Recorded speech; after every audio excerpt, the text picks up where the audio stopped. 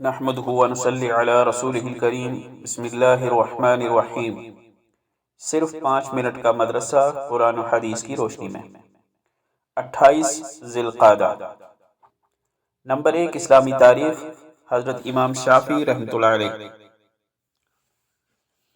حضرت امام محمد بن ادریس شافعی رحمۃ اللہ علیہ اپنے وقت کے بے مثال عالم دین، ذہانت اور قوت حافظہ میں ممتاز اور حق کے راستے میں مصیبتیں برداشت کرنے والے تھے۔ ان کی پیدائش سن 150 ہجری میں ہوئی۔ پیدائش سے کچھ دن قبل ہی والد کا انتقال ہو چکا تھا۔ 2 سال کی عمر میں والدہ محترمہ کے ساتھ مکہ مکرمہ چلے آئے۔ 7 سال کی عمر میں قرآن کریم حفظ کر لیا۔ پھر مکہ مکرمہ کے علماء کرام سے علم حدیث اور علم فقہ حاصل کرنا شروع کیا۔ جب کسی عالم سے کوئی حدیث یا کوئی مسئلہ سنتے تو فوراً یاد کر لیتے۔ بعد میں امام مالک رحمۃ اللہ علیہ کی خدمت میں مدینہ منورہ چلے آئے اور ان سے 3 سال تک درس لیتے رہے۔ کم عمری میں ہی تمام علوم و فنون میں امامت کا درجہ حاصل کر لیا۔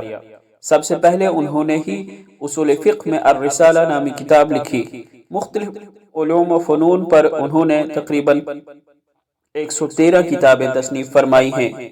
ان کی مقبولیت و محبوبیت کا یہ عالم تھا کہ جب وہ عراق سے منتقل ہو کر مصر آئے تو شام و یمن اور عراق اور دیگر اطراف سے علماء کی بڑی جماعت ان کی خدمت میں حاضر ہوتی اور استفادہ کرتی تھی۔ سلیمان بن ربیع رحمۃ اللہ علیہ کہتے ہیں، ایک روز میں نے شمار کیا تو امام شافعی رحمۃ اللہ علیہ کے دروازے پر 900 سواریاں اہل علم کی موجود تھیں۔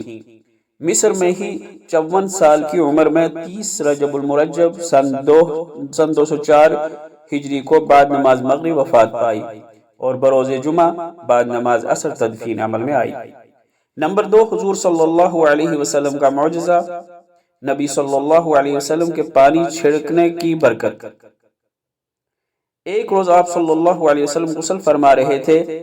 اسی دوران آپ صلی اللہ علیہ وسلم کی ربیبہ بیٹی زینب بنت ابی سلمہ رضی اللہ عنہما، جو اس وقت چھوٹی بچی تھی، تشریف لائی۔ غسل کرنے کے بعد بچا ہوا پانی آپ صلی اللہ علیہ وسلم نے ان کے منہ پر چھڑک دیا۔ اس کا اثر یہ ہوا کہ حضرت زینب رضی اللہ عنہا کے چہرے پر بڑھاپے تک جوانی کی تازگی باقی رہی۔ نوٹ: بیوی کے پہلے شوہر کی بیٹی دوسرے شوہر کی ربیبہ کہلاتی ہے۔ نمبر 3، ایک فرض کے بارے میں۔ عمرہ میں طواف کرنا۔ عمرہ کرنے والوں کے لیے بیت اللہ شریف کے 7 چکر لگانا یعنی طواف کرنا ضروری ہے۔ اس طواف میں کم از کم 4 چکر لگانا فرض ہے اور بقیہ 3 چکر لگانا واجب ہے۔ نمبر 4، ایک سنت کے بارے میں۔ اعضائے وضو کو 3 مرتبہ دھونا۔ حضرت علی رضی اللہ عنہ فرماتے ہیں، رسول اللہ صلی اللہ علیہ وسلم نے وضو کیا اور اعضاء کو 3 مرتبہ دھویا۔ نمبر 5، ایک اہم عمل کی فضیلت۔ دعا کرنا بیکار نہیں جاتا۔ رسول اللہ صلی اللہ علیہ وسلم نے فرمایا، بے شک تمہارا رب شرم و حیا کرنے والا اور بڑا سخی ہے۔ وہ اپنے بندے سے اس بات پر شرماتا ہے کہ بندہ اس کی اس طرف اپنے ہاتھ اٹھائے اور وہ اسے خالی لوٹائے۔ نمبر 6، ایک گناہ کے بارے میں۔ زمین ناحق لینے کا عذاب۔ رسول اللہ صلی اللہ علیہ وسلم نے فرمایا، جس نے کسی دوسرے کی ذرا سی بھی زمین ناحق لے لی، اس کو قیامت کے روز 7ویں زمین تک دھنسا دیا جائے گا۔ نمبر 7، دنیا کے بارے میں۔ شکر گزار لوگوں کا بدلہ۔ جو شخص دنیا کا بدلہ چاہے گا ہم اسے اس کا حصہ دے دیں گے، اور جو آخرت کا ثواب چاہے گا ہم اسے اس کا حصہ عطا کر دیں گے، اور جو لوگ شکر گزار ہیں ان کو ہم جلد ہی ان کا اجر عطا کریں گے۔ نمبر 8، آخرت کے بارے میں۔ جنت کا گھوڑا سرخ یاقوت کا ہوگا۔ سلیمان بن بریدہ رحمۃ اللہ علیہ اپنے والد سے نقل کرتے ہیں کہ ایک آدمی نے رسول اللہ صلی اللہ علیہ وسلم سے پوچھا، اے اللہ کے رسول، کیا جنت میں گھوڑے ہوں گے؟ رسول اللہ صلی اللہ علیہ وسلم نے ارشاد فرمایا، اگر اللہ تعالیٰ نے تجھ کو جنت میں داخل کیا اور تو نے گھوڑے پر سوار ہونے کی خواہش ظاہر کی تو تجھ کو سرخ یاقوت کے گھوڑے پر سوار کیا جائے گا، اور جہاں تو جانا چاہے گا یہ گھوڑا تجھ کو اڑا کر لے جائے گا۔ پھر ایک شخص نے پوچھا، اے اللہ کے رسول، کیا جنت میں اونٹ بھی ہوں گے؟ آپ صلی اللہ علیہ وسلم نے اس شخص کو وہ جواب نہیں دیا جو پہلے سوال کرنے والے کو دیا تھا، بلکہ یہ فرمایا کہ اگر اللہ تعالیٰ تجھ کو جنت میں داخل کرے گا تو تجھ کو ہر وہ چیز ملے گی جس کو تیرا دل چاہے گا اور تیری آنکھ پسند کرے گی۔